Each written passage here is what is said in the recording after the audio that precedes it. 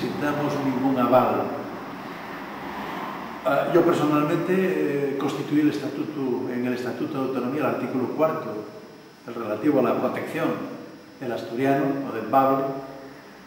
El Partido Asturianista puso en marcha, de acuerdo también con el gobierno del señor Marqués, la Ley de Uso y Promoción del Asturiano, es lo único que existe.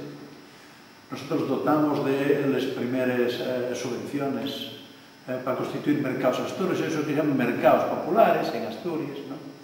Ayudamos a los grupos folclóricos, ayudamos a los cantantes de tonada, pusimos el nombre de Museo del Pueblo de Asturias, etnográfico del Pueblo de Asturias, pusimos en marcha las primeras escuelas de música tradicional, pusimos en marcha también el intento que tardó un poco de poner la música asturiana en el conservatorio, etcétera, etcétera. Yo creo que ahí pues nadie tiene el aval que tenemos nosotros y no necesitamos demostrarlo, ¿no? Nuestros compromisos siguen siendo los mismos en este sentido, ¿no? El compromiso de la confidencialidad prudente, discreta, sin que nadie se sienta ofendido ni atacado, pero bueno, ponerlo en marcha.